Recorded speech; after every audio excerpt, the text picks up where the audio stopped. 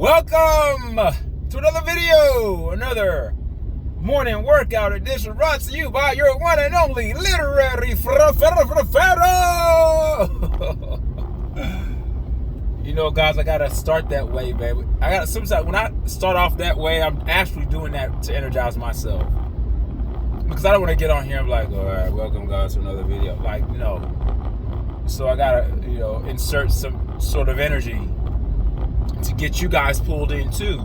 Because if I come in with lackluster energy, then what can I expect from my audience? You guys aren't going to be enthused to listen to anything that I have to say. Not that what I have to say is that important, but hey, I at least have to start you off great, grab your attention to a degree, to get you, sort of interested in what I have to say. So that's why I do those things. But it's funny because the reason why I'm laughing is because before I do that, I'm like normal, like I'm just driving. Then when I push record, I turn into this. I turn into this other person. It's like I get a boost of energy to do what I have to do. But yeah, a morning workout talk. Yeah, today, again, me and my wife went to the gym, did HIIT workout, high intense interval training, high intense interval training. That's what it stands for. We did some HIIT workout. Actually, our workouts were just all HIIT today. Actually, to be honest with you, even when we lifted weights, I said, "Now we're gonna do it HIIT style. We're gonna do it for 30 seconds. Stop that. Do jumping jacks. Rest for 20 seconds. Go back." So it was just constant movement. I burned over 700 and some calories. That's what my fitness watch tells me. So that's good. Anytime I go over 600 or get into the 700s, I was in the high 700s, I believe, like 769. So I could tell the technology on these watches is very accurate, because it's true when they say that adding weights to your workout actually burns more calories and burns fat, because muscle burns fat. So on days like, let's say for instance, on a Saturday when me and my wife go jogging, right? We go jogging for about 3 miles. And I'm tired, I'm sweating, I'm breathing heavily. And I look at my watch, it says you only burnt like 200 and something calories, or close to 300. I'm like, what? I feel like I burnt more. But that's running. Running and lifting weights are two totally different exercises. Whenever you incorporate weights in your workout, you're gonna burn more calories. You may not sweat more, but the energy that you're using to push, the resistance that you're getting, and all the energy that you're using to push, and the heavy breathing that it takes to lift the weights, is actually more beneficial in terms of fat burning. But from all my studies and research, it's always good to incorporate a variety of workouts. You don't want to just always lift weights. That's why I do HIIT, I do yoga, I go running, I stretch. I try to do as much different things, keep my body guessing. Then that's what I do. So today was a good workout. Burnt over 700 and something calories in the gym. Got home, showered, freshened up, and I'm on my way to work. Now, today I have a presentation to do today. I have 180 people that I have to present to. So you may ask, are you nervous? No, I'm not nervous. I don't care. I think people are only nervous when there's a degree of insecurity, and if you don't feel like you're prepared. I feel like I'm prepared, and I'm very secure. So I'm not at all nervous. Now there's a bit of excitement that teeters on the line of anxiety, and that means that I can't wait to start to see how it goes. I want to make sure it goes well. I have that type of energy, but not nervous, like, oh my God, I'm going to be talking in front of people. Oh my God. No. I'm not like that. Yeah, I'm going to be presenting. The topic that I'm going to be discussing is about customer service. And it wasn't my idea. Someone just, I was doing a presentation to one of my campuses, and someone saw me with within our district and wanted me to do something else that had nothing to do with what you talk to campuses about. Like when you're talking about behavior and classroom management, you're talking about incorporating systems inside the school-wide systems, classroom systems. That's different than what I'm doing with this customer service thing. It's with the parent engagement, family engagement department of our district. So they wanted me to do it, and I didn't refuse. I felt like it was an opportunity, so I had to start from scratch. I couldn't pull up a professional development that I've already done. I had to actually create it from scratch while doing my job. I didn't talk about it to you guys on video. Plenty of times I'm going to work, I'm like, man, I got a lot to do today. I got a lot of requests that are coming in for support for these campuses, but I also have to work on this professional development that I was asked to do. I could have refused and said no, but I'm not going to say no to an opportunity like that. Obviously, this lady saw a quality in me that was great or good, and she felt that I would benefit whatever agenda that they had planned. So I'm like, oh, I'm on. Sign me up. So I'm not gonna refuse that. So yeah. It's been a lot of things going on, and I can't wait to watch this Colorado game against is it Kansas State, I believe, Kansas State, and and I watched the press conference with Coach Prime, and the latest one. Maybe I'm behind, but the one that the latest one, I'm trying to remember something that he said that would give you guys an indication of which one it is. Because they usually have one before. This has to be the latest one, because usually they have one before they play. And he was talking about how he likes the way that the running back, I forgot his name, I'm horrible with names, but the guy that was with Colorado initially, and he left to go to Kansas State. And Coach Prime was like, no, I'm happy for him. I want guys to go where they want to go, where they want to be, and he's for people making decisions to better themselves. He doesn't feel like you're indebted to him, you need to stay with him. But he also said that he likes the fact that when people move on to their better place, that they're not attacking the place they just left. And he commended I don't know his name, but the running back he was the running back for Colorado last year. Not Alton McCaskill, but the other one. He's shorter, he's much faster, he's more of a scat back. His name would come to me as I'm talking probably, but that's who he was referring to, and he commended him for actually leaving the way he did. And I think that was probably an underhanded dig at Cormani McLean, because remember when Cormani left, he did that video of, I want to go to a program that's going to develop me. I don't want to be in a program that's about clicks.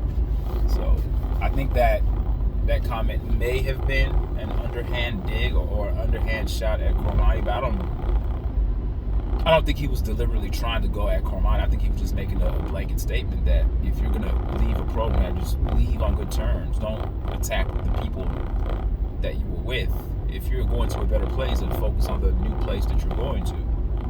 So I guess that's how I view that.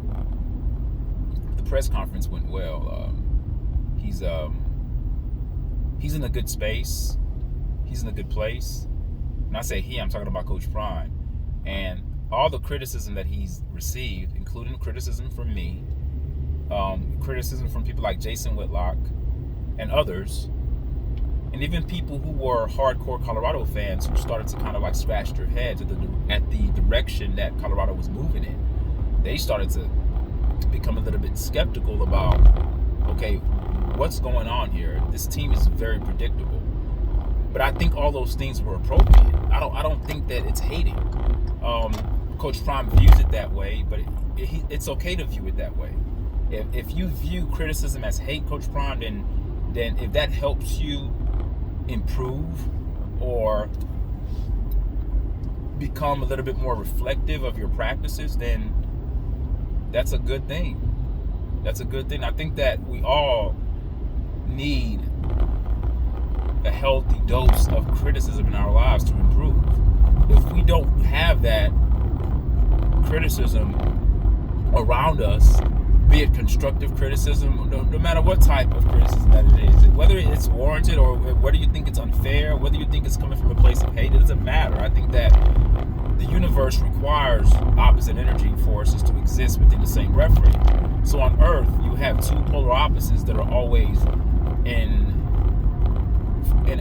a harmonious balance, functioning together to make sure that reality is produced in a way that moves things forward.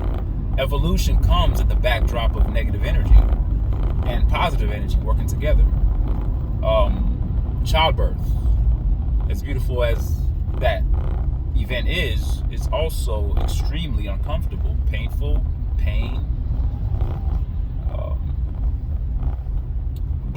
it's blood involved. It's not as smooth as people think, but yet out of that friction and collision with the baby exploding out of the womb, entering life, those sequence of events that are occurring, as gruesome as it may be, it's beautiful because a life is being born. And I think that with Coach Prime, with all the negative things that have been said about him in a form of criticism, because that's what we do nowadays. Like, you have to just say, you have to be positive all the time about somebody. You can't critique anybody. And I think that's very unhealthy to have that type of mindset. We have to get away from that.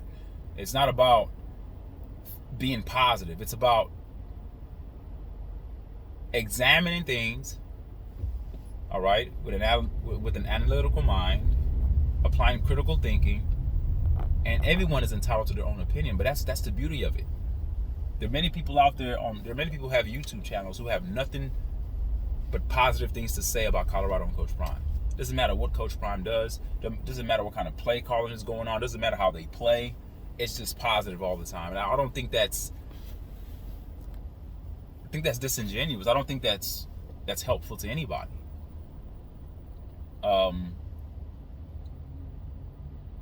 When I played sports in school, it wasn't the coach that told me good job all the time. Of course, you have to have a balance. And I always say that to people that I speak to. You never want to be imbalanced and be overly critical all the time. It's fair to find good things to talk about as well. You got to have a fair exchange of both. And it has to be genuine. You just don't start making up positive things just to be positive. But if you see something that's genuinely good, I think it's okay to talk about it. And that's what I've done. I think I've done that. I've got on this channel and talked about the good things that I see Coach Prime doing. And I've got on here and talked about the things that I disagree with. You know, unlike Jason Whitlock is more so looking for negative things.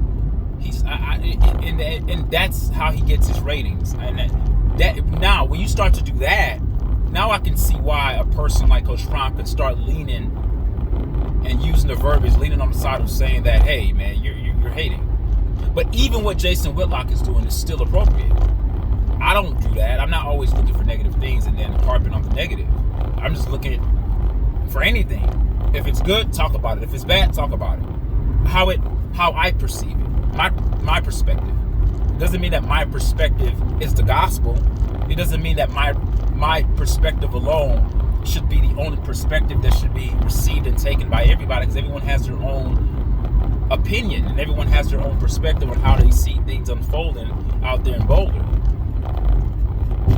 But I don't think that the way that Jason Whitlock approaches his critique is done fairly. I think that he's consistently looking for cracks. And then if you're looking for negative things, that's not good. If you're just looking just to look, then you become balanced, because if you see good, you speak good. If you see bad, you speak the bad.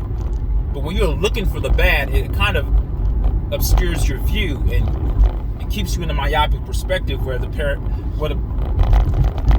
panorama, the wider perspective of everything is marginalized, and you're only pinpointing one specific thing that you don't like about Coach Prime, and you hammer that. You keep hammering that component of it, rather than just looking at the whole. And I think there are good things to talk about too when you're talking about Colorado and Coach Prime. It's not always negative. But that's just me. But even what Jason Whitlock is doing is still appropriate because it's needed. It's an energy force that's needed. You need that opposite force. As great as Coach Prime speaks in terms of himself, his confidence in himself, and the aspirations that he has for his football team, as great as it is, and as great as all the attention is that Colorado is receiving, there's going to come an equal amount of an opposing force is going to go against that. That's just the way the universe operates. You're not going to get an overwhelmingly and overarching support for you because you have great aspirations, because you believe in your football team, because you want your football players to be good off the field and on the field. You want your football players to be complementary people, meaning that just don't be great athletes, but be great students. You know that these young athletes are going to grow up one day to be fathers, husbands. They're going to be productive citizens of society, so on and so forth, right? You're not going to get applause for that, Coach Prime, all right? And that should be expected. Be very leery, right? Be very leery of the people, all right, that get an overwhelmingly favorable stance with the masses.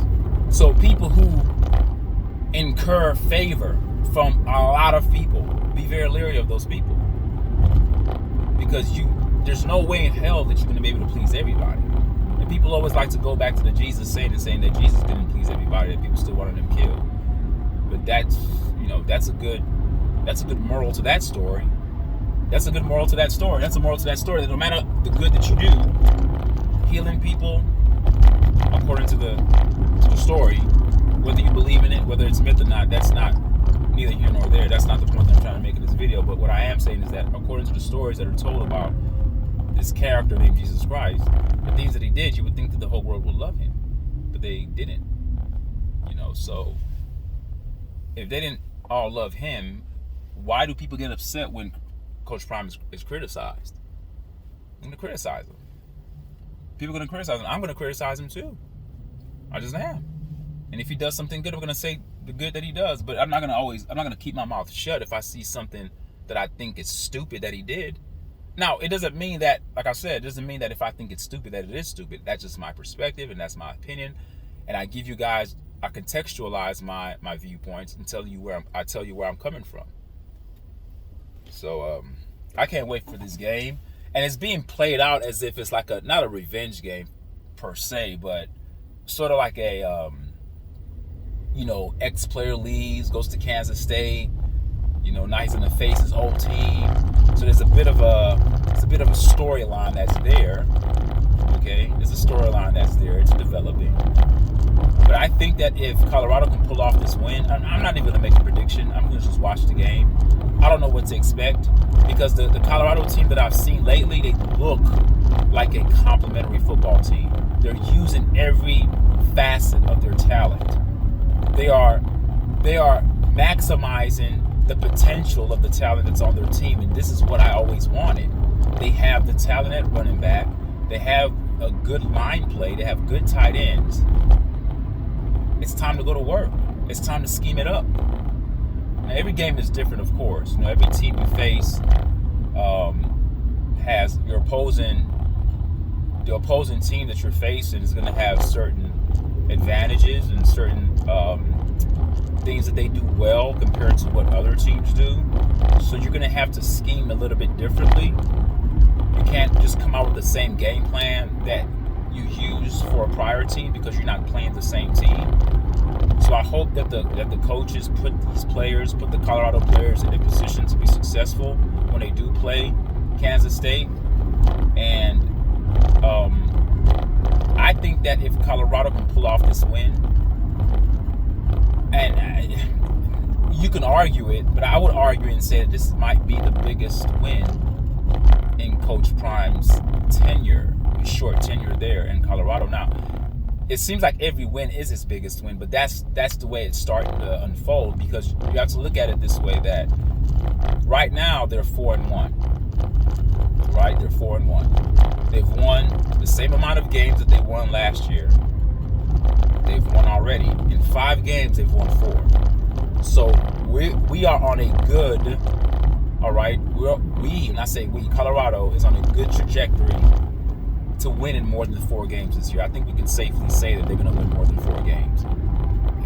I mean, put your comment in the comment section of this video if you really believe that they're going to lose out.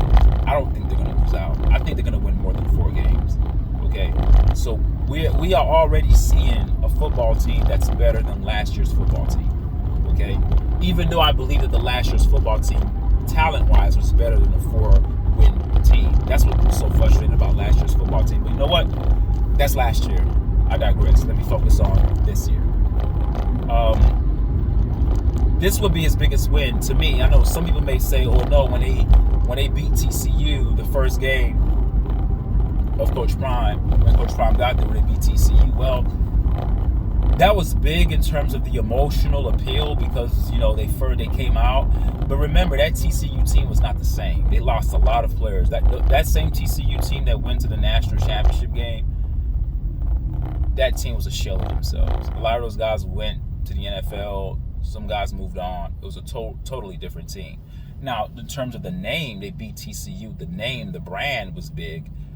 But let's put it this way. At the time, it was Coach Prime's biggest win. But we have to contextualize everything. Now that this is Coach Prime's second year coaching Colorado, this will be his biggest win because it's against a ranked opponent and they're on a winning streak. And the way they're winning, if they can continue to win the way they're winning, playing good, solid defense, making teams turn the ball over, putting in offensive packages that doesn't put Shedeur in a survival mode mindset. Because when you're in survival mode, you're running for your life out there. You're not going to be making the wisest decisions with the football. And I don't like when Shedeur holds the ball. Yes, I am critiquing, guys. I'm not hating, but I don't like when he holds the ball too long. If no one's open, just chunk that shit out of bounds, man. Like, taking sacks is horrible. You say, why? Well, you're losing yardage. I'd rather you throw the ball out of bounds and keep and be within the sticks. So let's say it's 1st and 10, and they decide to throw the ball.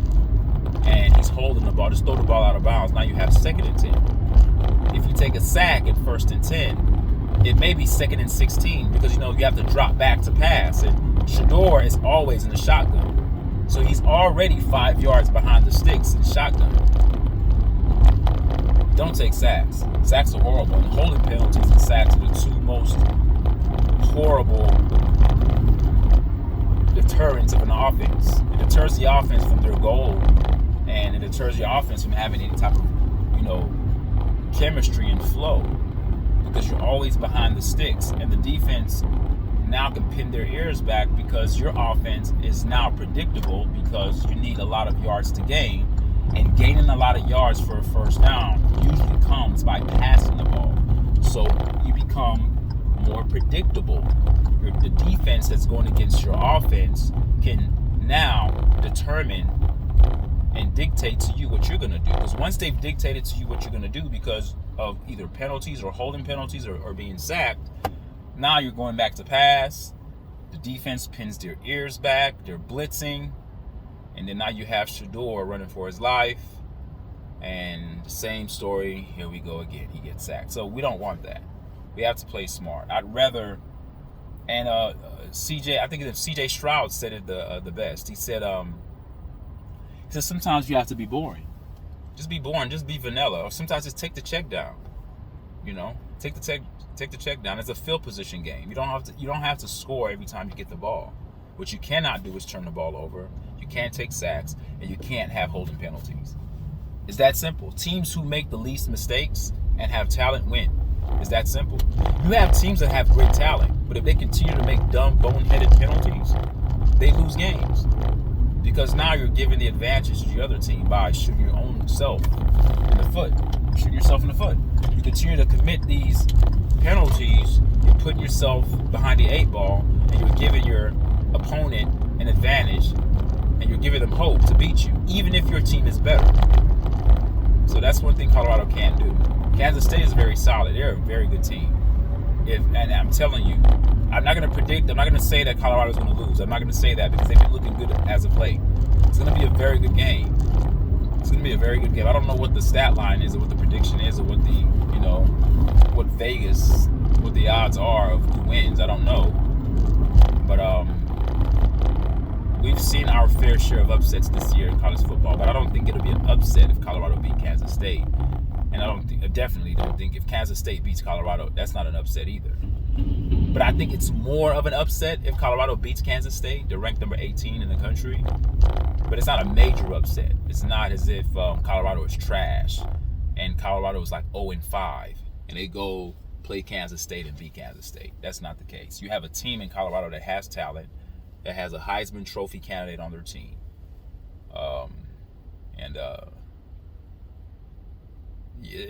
I wouldn't view that as an upset. But if you were leaning to what people may deem an upset, yes, it's more likely that if Colorado beats Kansas State, it's deemed as a little bit of an upset. Because I think most people think Kansas State should win. Yeah, I can't wait for that game. All right, guys, that's my morning talk. I'm almost at my job, my slave job. Working, taking my time. All right, guys. Thank you guys for watching this video. Leave a comment to me what you guys think about the things that I said. And remember, always remember this, that your health is your wealth. All right, see you guys next time. Take care. Peace. Bye.